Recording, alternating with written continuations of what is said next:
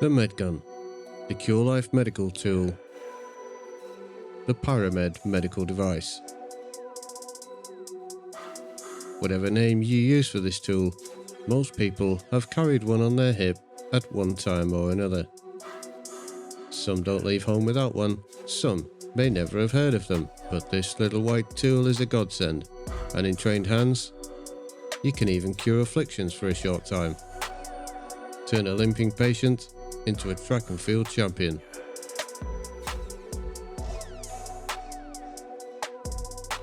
So, do you fancy becoming a medic? Then let us give you the tools to use your tools effectively. To understand how the Medgun works, you first need to understand how the injury system works in Star Citizen. Currently, you can be injured in 3 key areas: the chest, the head, and the limbs. Each area has 3 levels of severity, known as tiers. A level 3 injury, or tier 3, is typically minor, and while it comes with some negative side effects, may not affect your play too much. A tier 2 injury is classed as moderate, while a tier 1 injury is severe. A severe injury, or tier 1 injury, to most body parts will render that body part as non-functional. Tier 1 to the leg, can't stand. Tier 1 to the arm, can't hold a gun, and in combat, this is bad news. It is also possible to have multiple body parts injured in multiple tiers at the same time, but this is worse news. To compound matters, there is also a drug intoxication mechanic that punishes you if you overdose. So, getting drug doses correct is super important. A trigger-happy medic can actually make a bad situation much worse. Your medical gun can relieve these symptoms for a short time, which can enable you to extract and heal at a medical facility. And yes, you can use these functions on yourself, not just a patient. Now that you understand the basics of injury, let's delve into the advanced features of your Medgun. Firstly, when you equip your Medgun, it will default to Shoot Someone Else mode. To switch this mode to use on yourself, you should press the B key. The B key is default key binding for the alternate fire mode for your weapons. And as a side note, you really should try pressing this key for your other weapons just to see what happens.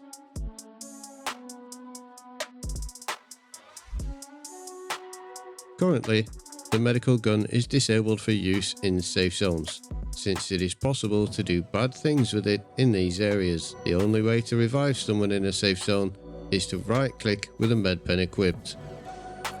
To use the advanced features of your gun, you should first right click with it equipped to put it into an aiming mode, and then press and hold the F key.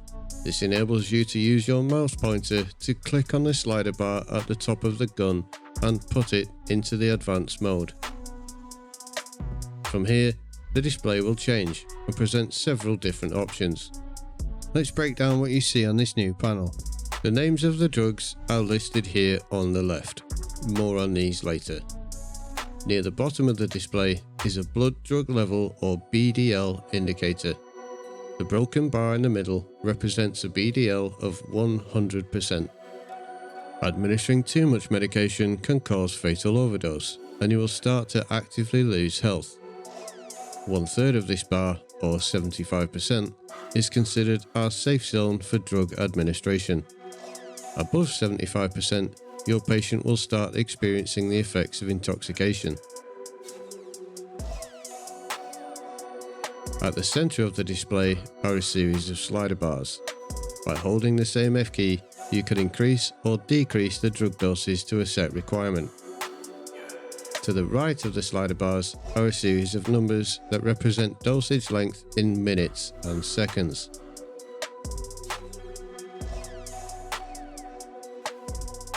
Consider the slider bars a slippery slope to accidentally overdosing your patient. If you make a mistake, you can reset your selection by pressing the clear button.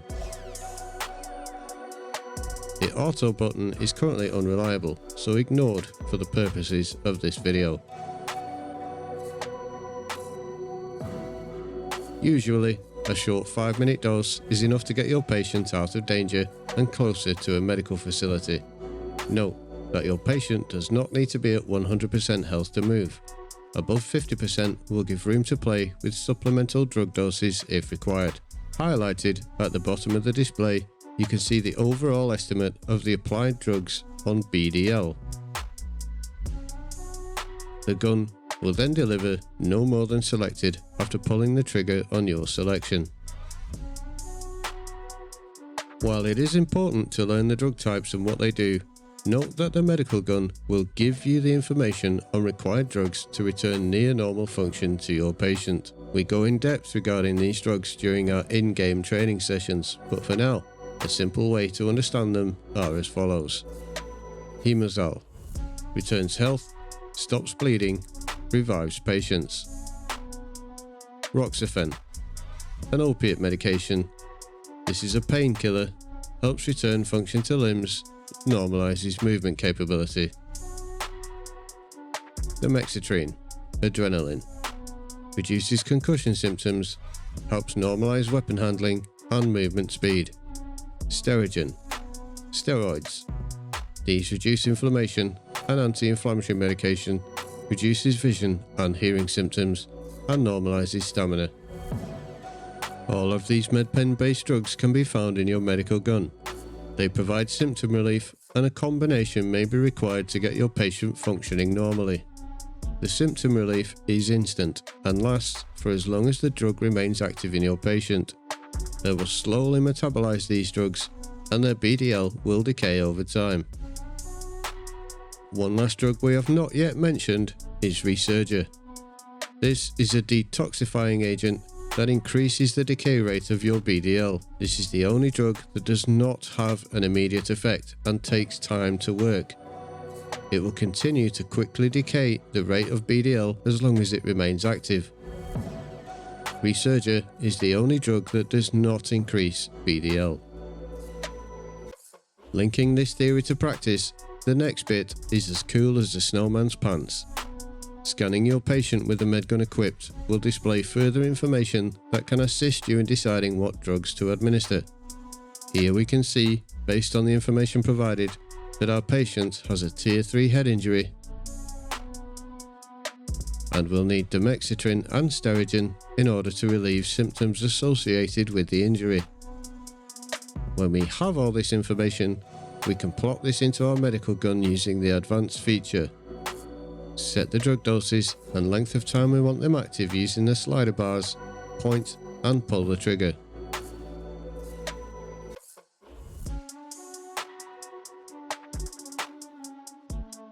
Your patient should now be able to stand, run and shoot despite the injuries.